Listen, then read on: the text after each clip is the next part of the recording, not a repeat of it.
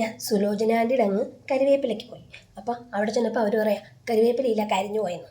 ഞാൻ നോക്കിയപ്പോൾ പനകൾ പോലെ കിളിച്ചിരിക്കുക മൂലയ്ക്ക് കരിവേപ്പില. അതിൻ്റെ കഞ്ഞിത്തള തന്നില്ല. എനിക്ക് വിഷമം കൊണ്ട് ഞാൻ തിരിച്ചിങ്ങ് പോരുന്നു. തിരിച്ച് വീട്ടിൽ വന്നപ്പോൾ ഞാൻ ആലോചിച്ച് എന്തായാലും കരിവേപ്പില തൈ മേടിച്ച് വെച്ചിട്ടുള്ള കാര്യമെന്ന്. അങ്ങനെ അന്ന് തന്നെ ഞാൻ പോയി കരിവേപ്പില തൈ മേടിച്ചുകൊണ്ട് വന്നു. കുറച്ച് ദിവസം കഴിഞ്ഞിട്ട് എനിക്കതങ്ങോട്ട് മാറുന്നില്ല.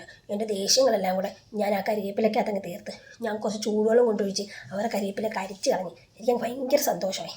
കുറച്ച് ദിവസം കഴിഞ്ഞപ്പോഴത്തേക്ക് അവർ വീട്ടിലോട്ട് വന്നു. ഇടയ്ക്കൊക്കെ വീട്ടിൽ വന്നിരിക്കാറുണ്ട്. അങ്ങനെ വീട്ടിൽ വന്നിരുന്നപ്പം അവർ വിഷമിച്ചിരിക്കുന്നുണ്ട്. അമ്മ ചോദിച്ചാൽ എന്താണ്? അപ്പോൾ അവർ പറയുക അവരുടെ കരിവേപ്പില കരിഞ്ഞു പോയി, എന്തെങ്കിലും ദോഷമാണോ എന്ന്. പെട്ടെന്ന് അമ്മ പറയാം എന്നാൽ നമുക്ക് ജോത്സ്യനെ കാണാമെന്ന്. ഇത് കേട്ടപ്പോഴത്തേക്ക് എനിക്ക് നെഞ്ചിടിച്ച്. ഞാൻ പെട്ടെന്ന് അവരോട് പറഞ്ഞു നിങ്ങൾ ഇതിനൊക്കെ പോയി വെറുതെ ജോത്സ്യന് കാശ് കളയണ്ട. ഒരു കരിവേപ്പിലല്ലേ പറഞ്ഞോളൂ. ഇനി എന്തെങ്കിലുമൊക്കെ സംഭവിക്കുകയാണെങ്കിൽ ജോത്സ്യനെ പോയി കണ്ടാൽ മതി. അതുകൊണ്ട് ഇതിനു വേണ്ടി പോകണ്ടെന്ന് പറഞ്ഞ് ഞാൻ അവരെ പിന്തിരിപ്പിച്ച്. അവരെങ്ങാനും പോയി നോക്കിയായിരുന്നെങ്കിലോ? ഇനി ഞാനാണ് ചെയ്തതെന്ന് കണ്ടുപിടിച്ചായിരുന്നു എന്ത് ചെയ്തേനെ. തൽക്കാലത്തേക്ക് ഞാൻ തടി തപ്പി.